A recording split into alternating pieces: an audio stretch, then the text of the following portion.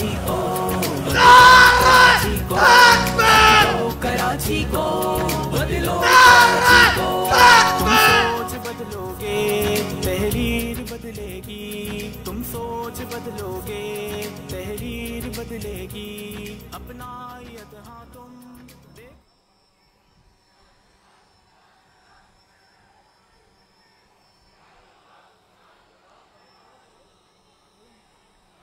अल्हम्दुलिल्लाह रब्बिल आलमीन वलाक़िबतु लिलमुत्तक़ीन वस्सलातु वस्सलामु अला रसूलिही मुहम्मदिन व आलिही व अस्हाबिही अजमाईन। अम्मा बाद फ़अऊज़ु बिल्लाहि मिनश शैतानिर रजीम। बिस्मिल्लाहिर रहमानिर रहीम। इन्नल्लाह ला युग़य्यिरु मा बिक़ौमिन हत्ता युग़य्यिरु मा बिअन्फुसिहिम। सदक़ल्लाहुल अज़ीम। काबिल एहतराम बिरादर मोहतरम जनाब असदुल्ला भुट्टो साहब, जनाब मोहम्मद हुसैन मेहनती साहब, जनाब हाफिज़ नईमुर रहमान साहब, स्टेज पर मौजूद कायदीन कराची और इस अज़ीम-ए-शान इज्तिमा में शरीक वाजिबुल एहतराम बुज़ुर्गों, नौजवानों, माओ, बहनों और बेटियों, अस्सलामु अलैकुम व रहमतुल्लाहि व बरकातुहू। इस अज़ीम-ए-शान मार्च पर मैं कराची के अवाम को, जमात इस्लामी कराची के कारकुनान को और यहाँ के नज़म और क़ियादत को मुबारकबाद पेश करता हूँ। कराची मिनी पाकिस्तान है और जब कराची खुशहाल होता है, कराची के लोग जब मुतमईन होते हैं तो पाकिस्तान खुशहाल होता है, और जब कराची परेशान हो तो सूबा सिंध के लोग भी, पंजाब और बलूचिस्तान और खैबर पख्तूनख्वा के लोग सभी परेशान होते हैं। इसलिए कि कराची में सिर्फ मुहाजिर नहीं है, उर्दू बोलने वाले नहीं हैं, यहाँ पठान भी रहते हैं, सिंधी और बलोच भी रहते हैं, सराइकी बोलने वाले, हदारेवाल, चतराली और गिलगित बल्तिस्तान के लोग भी यहाँ आबाद है। इसलिए मेरे भाइयों, कराची की कामयाबी पाकिस्तान की कामयाबी है और कराची की तबाही ये पाकिस्तान की तबाही है। मुझे अफसोस है कि अयूब खान की हुकूमत से लेकर आज तक किसी भी हुकूमत ने कराची के अवाम को हक नहीं दिया, और हर हुकूमत ने कराची के साथ ज्यादती की है, इस्तेहसाल किया है। सूबाई हुकूमतों ने भी और वफाकी हुकूमत ने भी। अभी 2018 के इलेक्शन में इस शहर के लोगों ने अगर पीटीआई को वोट दिया था तो पीटीआई ने उस मोहब्बत के जवाब में इस शहर को महंगाई, बेरोजगारी, बदहाली से नवाजा है। हाल यह है कि अलवी साहब, जरदारी साहब, ममनून साहब, परवेज मुशर्रफ भी, इन तमाम का ताल्लुक इस शहर के साथ था। आज इस शहर के लोगों को मर्दमशुमारी पर शक है, लेकिन वफाकी हुकूमत और सूबाई हुकूमत ने इस लोगों के तहफ़्फ़ुज़ात को खत्म करने के लिए अरता हुआ कोई इक़दाम नहीं किया। और आज यहां पानी नहीं है, यहां गटर उबल रहे हैं और बोल रहे हैं कि इस शहर का कोई वाली वारिस है भी या नहीं। यहां नौजवान बेरोजगार है। मैं इख्तिसार के साथ बात करूंगा। मगरिब के अजान में कुछ लम्हे बाकी है कि जमात इस्लामी पाकिस्तान कराची वालों के साथ है, इस शहर के लोगों के साथ है और इस शहर के लोगों के हुकूक के लिए 14 अक्टूबर को हम कराची से लेकर चतराल तक पूरे मुल्क में यौमी यकजहती कराची मना रहे हैं। इस शहर के अवाम के लिए, इस शहर के माँ और बेटों और बेटियों के लिए, इस शहर के बुजुर्गों और नौजवानों के लिए। मैं जानता हूं शहर में भी मुश्किल है, लेकिन अंदरूनी सिंध भी शहर के नहरे नहीं बह रहे हैं। अंदरूनी सिंध भी पासमानदा और कराची भी पासमानदा, बल्कि इस वक्त तो पूरा पाकिस्तान तबाही और बर्बादी से दो चार है। इसलिए मैं उस एलामिया की हिमायत करता हूं कि शहरी हुकूमत को बहाल किया जाए, बाइख्तियार किया जाए और पूरे मुल्क में और कराची में मेरे भाइयों मेरा मुतालबा है कि यहां मेरिट की बुनियाद पर, अदल और इंसाफ की बुनियाद पर लोगों को नौकरियां दिए जाए। आज भी मुझसे सहाफी ने पूछा कि लोग जमात इस्लामी को वोट क्यों नहीं देते। मैं दावे की बुनियाद पर बात करता हूं कि जब भी कराची में फेयर इलेक्शन होगा, इलेक्शन फेयर होगा, कराची में जमात इस्लामी का मेयर होगा इंशाअल्लाह ताला। मेरे भाइयों, एक हुकूमत की कारकर्दगी नापने के लिए 4 चीजें हैं: मईशत, अमन व अमान, खारजा पॉलिसी। लेकिन देखिए, और इस हुकूमत ने मदीना की तर्ज पर इस्लामी रियासत कायम करने का वादा किया था। आज हमने जायजा लेना है कि क्या इन इंडिकेटर की बुनियाद पर यह हुकूमत कामयाब है या नाकाम है। मैं नमाज के लिए चंद लम्हे वक्फा करता हूं।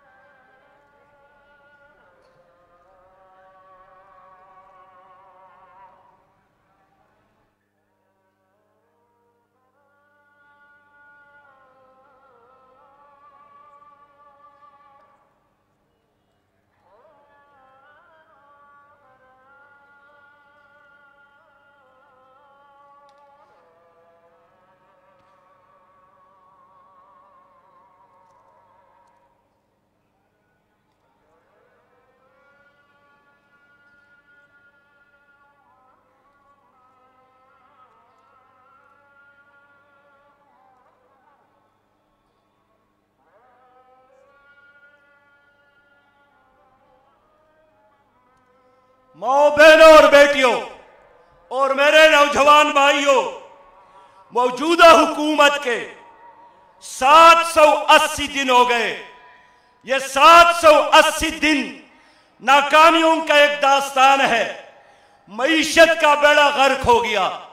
1952 से लेकर 2018 पर 2018 तक पाकिस्तान की तारीख में मईशत इतनी कमजोर कभी नहीं हुई थी जितनी पीटीआई की हुकूमत में। हमारी तरक्की का शरह 5, 6 और 7% तक पहुंचा था, लेकिन आज के लम्हे में हमारी मईशत की शरह गिरकर 0.1% तक पहुंचा है। और आज हालत यही है कि आज से 2 दिन कबल दवाइयों की कीमत में 9% से लेकर 265% तक इजाफा किया। और वजीर आजम ने जो मंतिक पेश किया वो यही कि हमने दवाइयों को इसलिए महंगा किया ताकि ये दुकानों पर लोगों को मिले। तो आटा की कीमत में क्यों इजाफा किया? आज पाकिस्तान में 1 किलो आटा 60 रुपया पर मिलता है। 1 किलो आटा 60 रुपया पर 1 किलो आटा, फिर भी मुल्क में यह सन्नाटा। मेरे प्यारे भाइयों, आप दाल को देखे, चीनी को देखे, जब ये हुकूमत आई थी 55 रुपए फी किलो चीनी था, आज 105 रुपए कराची में और 112 रुपया पेशावर में। डीजल की कीमत में, पेट्रोल की कीमत में। मेरे प्यारे भाइयों, जो हर इंसान की जरूरत है उस दवाई की कीमतों में इजाफा, ये हमें नाकाबिल कबूल है। पाकिस्तान की इस वक्त जो अमन व अमान की सूरत हाल है, पहले बड़े लोगों को खतरा था, आज हमारे मुल्क में हमारे बच्चे भी महफूज नहीं है। कराची का मरवा हो 5 साल का जलाया गया और लाश उनके वालिद के हवाला किया गया।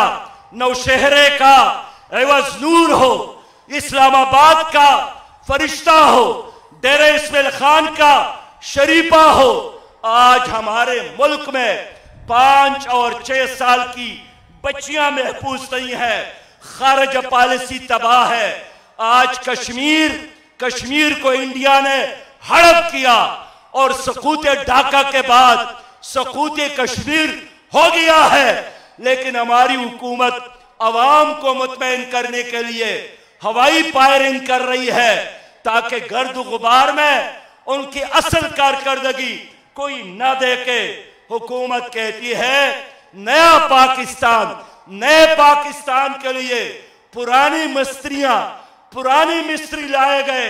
इनके कैबिनेट को देखे 13 अपराध पीपल पार्टी के वजीर है, 8 अपराध मुस्लिम लीग काब के वजीर है, 4 अपराध मुस्लिम लीग नून के साबिका, बाकी MKM के और मशीर बाहर से लाए गए। उस तरह जिस तरह कोई हनीमून मनाने के लिए पाकिस्तान आया हो, ये तमाम मिस्त्री मिलकर भी एक शहर को ठीक नहीं कर सके, एक कराची का मसला हल नहीं कर सके। एक पेशावर में BRT का मंसूबा शुरू किया था, इफ्तिताह भी हुआ और जैसा वो मंसूबे पर गाड़ियां चलने लगी सड़क पर, 5 गाड़ियों ने सड़क पर खड़े होकर खुदकुशी की कि हमारे अंदर चलने की सकत नहीं है। कौन जिम्मेदार है? 70 अरब से ज्यादा रुपया पाकिस्तान का नुकसान हुआ, कौन जिम्मेदार है? इसलिए मेरे प्यारे भाइयों, इन तीनों बड़ी जमातों ने आपके शहर को भी तबाह किया और पाकिस्तान को भी तबाह किया। इनके पॉलिसियां एक है, वर्ल्ड बैंक और IMF की गुलामी की पॉलिसियां, इनकी खारिजा पॉलिसियां एक है, इनका लोटा कल्चर की पॉलिसियां एक है, FATF के गुलामी पर राजी होने के पॉलिसियां एक है। इसलिए हमने अज़म किया है कि हम मुल्क भर में अवाम की तर्जुमानी करेंगे। आज ये लोग कहते हैं कोरोना वायरस की बीमार कम है और टेस्ट मनफी आ रहे हैं। ये ठीक है, अल्लाह के फजल और करम से कोरोना वायरस की बीमारान कम है, लेकिन मालूम होना चाहिए कि जहनी बीमारों में इजाफा हुआ, डिप्रेशन में इजाफा हुआ और डिप्रेशन की वजह से बच्चे बीमार, माए बहनें और बेटियां बीमार, इसलिए कि बच्चे महफूज नहीं है और नाने शबीना के लोग मोहताज बनाए गए हैं। इस हुकूमत ने खुद जब वज़ीर आज़म कहते हैं कि माफियाज की हुकूमत है, तो उनके दाएं और बाएं माफियाज मौजूद है।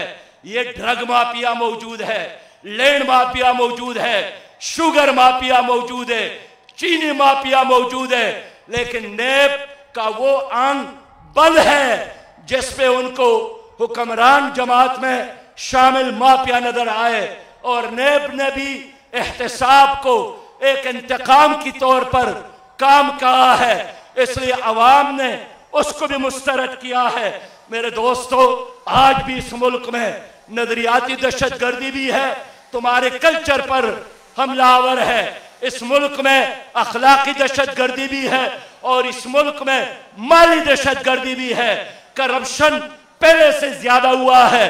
पहले लोग नाजायज काम के लिए रिश्वत देते थे, अब लोग जायज काम के लिए भी रिश्वत देने पर मौजूद है, मजबूर है। वजीर आजम कहते हैं यू टर्न लेना बड़े लीडर की निशानी है। मैं कहता हूं वजीर आजम साहब, यू टर्न लेने की बजाय राइट टर्न ले, सही रास्ते पर चले, अदल और इंसाफ करे।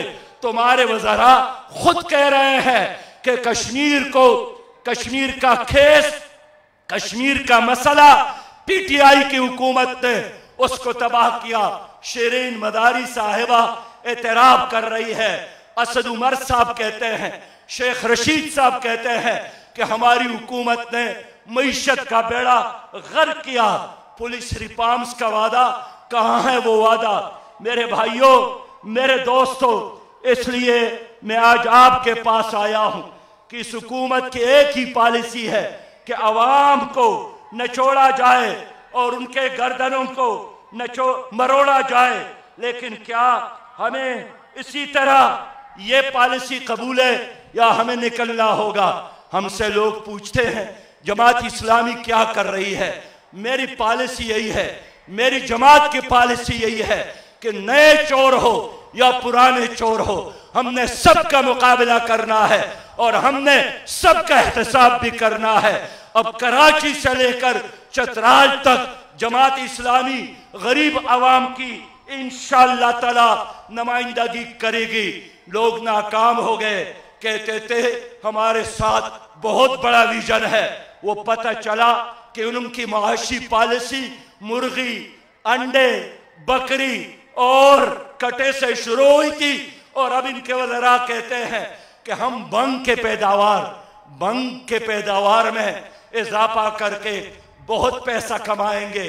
अब हमारे मुल्क की मईशत का बुनियाद वो बंग पर होगा। हमें ये पॉलिसी नाकाबिल कबूल है।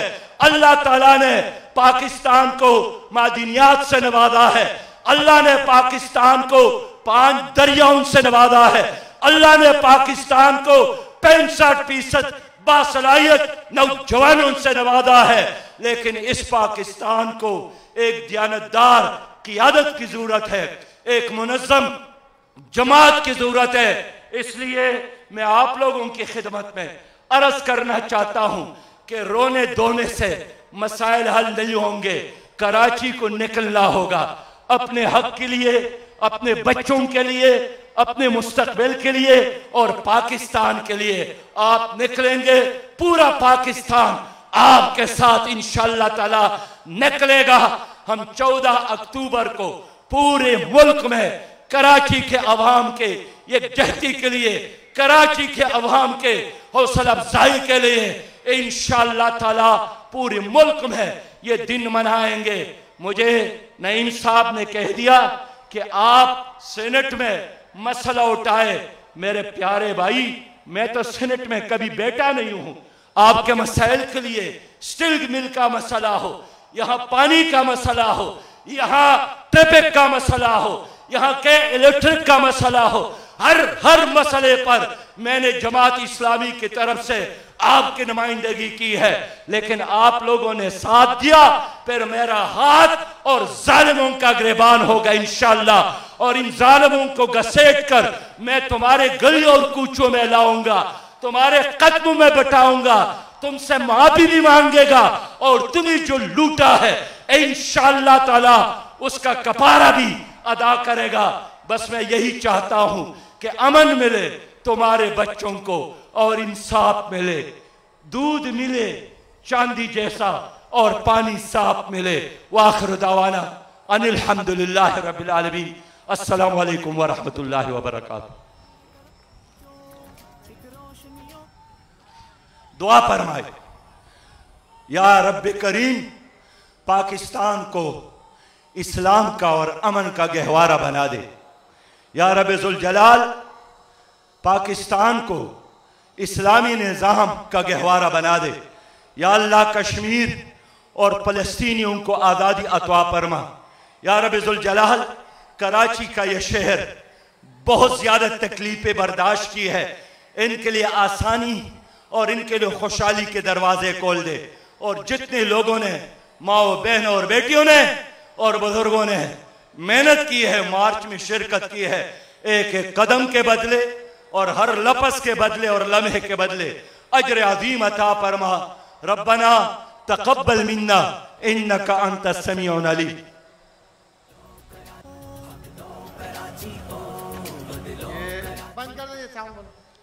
इसी असना में हमारे दरमियान Sindh high court bar association के सदर अब्दुल हसीब जमाली साहब तशरीफ़ लाए हैं, सेक्रेटरी जनरल।